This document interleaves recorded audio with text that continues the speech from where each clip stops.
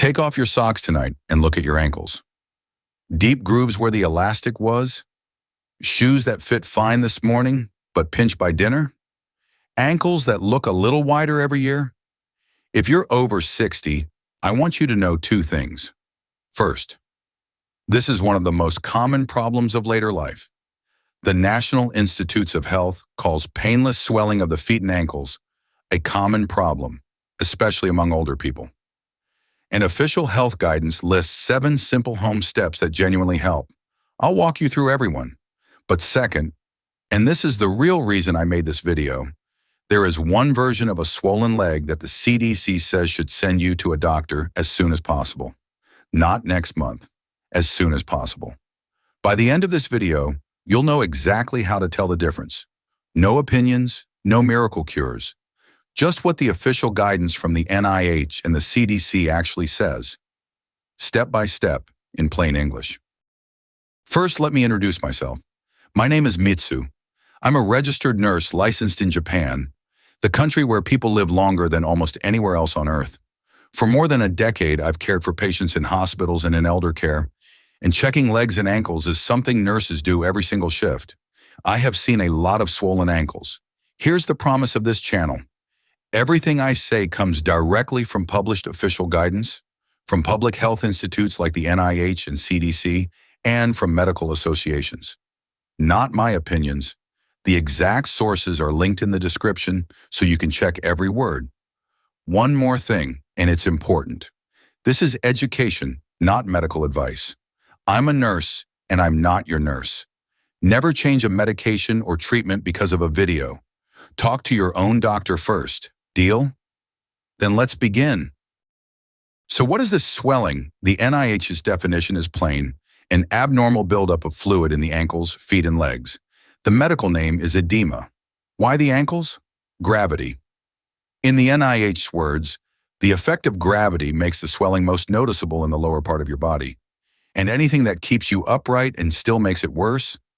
Long periods of standing, long car rides, long flights. Why more after 60? A big everyday reason lives in your veins. Your leg veins push blood back up toward the heart through one-way valves. With age, the NIH explains, vein walls can weaken and those valves can be damaged. So the veins stay filled with blood, especially when you are standing. Doctors call this venous insufficiency, and age is first on the NIH's list of risk factors. The classic pattern, heavy, aching legs that feel worse after standing and better when you raise them. 2 more contributors, salt, we'll get there. And your medicine cabinet, the NIH lists several common medicines that can cause leg swelling. Some blood pressure pills called calcium channel blockers, some antidepressants, hormones, steroids, and common anti-inflammatory painkillers. But hear the safety rule in the NIH's own words. Never stop taking any medicines you think may be causing swelling without first talking to your healthcare provider. Bring the question to your doctor. Don't act on it alone. And sometimes swollen legs are not a leg problem at all. The NIH says they can be a sign of heart failure, kidney failure, or liver failure holding extra fluid in the body. That's exactly why the guidance draws a clear line between manage at home and call your doctor. And I'll show you that line before we finish. But first, the 7 home care steps, straight from the NIH's own list. Step 1, the classic. The NIH says it plainly. Put your legs on pillows to raise them above your heart while lying down. Above the heart is the key. A footstool helps a little. Lying back with pillows under your calves helps a lot, because gravity finally starts working for you. When? The urology guideline from my last video adds a smart detail. Do it in the late afternoon or evening, for 1 to a few hours before bedtime. So your kidneys deal with that returning fluid before you sleep, not at 3 a.m. If you also wake up at night to use the bathroom, that's no coincidence. Leg fluid and nighttime urination are directly connected, and I made an entire video about it. One safety note from me as a nurse, same as always. Raising your legs sends that pooled fluid back toward your heart. For most people, that's the point. But if you have heart failure, if you get short of breath, lying flat, or if you have severe circulation problems in your legs, Talk to your doctor before making this a daily routine. Swelling should be treated according to its cause. Let your doctor confirm yours first. Step 2. Movement. The NIH's words, exercise your legs. This helps pump fluid from your legs back to your heart. Every step squeezes your leg veins upward, and you don't need a gym. For long sitting, the CDC spells out a routine you can do right in your chair. Raise and lower your heels, keeping your toes on the floor. Then raise and lower your toes, keeping your heels on the floor. Then tighten and release your leg muscles.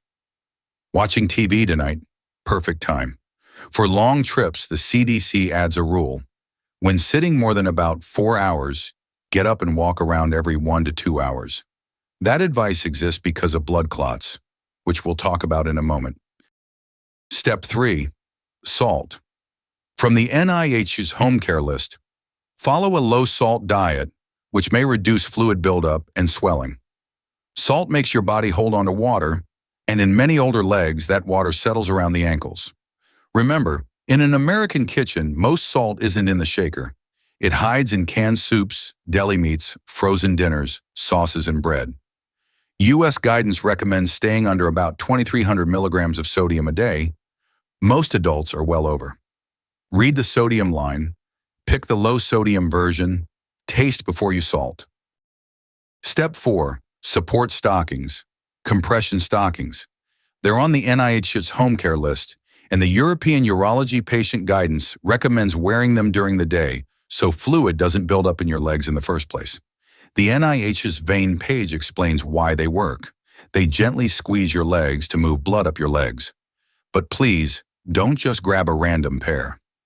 NIH patient guidance says to go through your healthcare provider and have your legs measured at a pharmacy or medical supply store. So the size and pressure are right for your legs. Put them on first thing in the morning, before swelling builds. Smooth out wrinkles. A stocking that digs in or bunches can do more harm than good. And replace them every 3 to 6 months because the compression fades. The standard caution, if you have poor circulation in your legs, severe heart failure, or diabetes-related skin or nerve problems, check with your doctor before using them. 3 quick items finish the NIH list. 5. When traveling, take breaks often to stand up and move around, and the CDC adds wear loose-fitting clothes. 6. Avoid tight clothing or garters around your thighs. A tight band there squeezes the very veins you're trying to drain. 7. In the NIH's own words, lose weight if you need to. Extra weight is extra pressure on those leg veins. Now, the part I most want you to remember, everything so far assumes swelling in both legs that came on slowly and doesn't hurt. But if one leg, one calf, one ankle becomes newly swollen or clearly more swollen than the other, that changes everything. The NIH puts new or worsened swelling in only one leg on its contact your provider right away list. Why? A blood clot in a deep vein, DVT, usually affects one leg.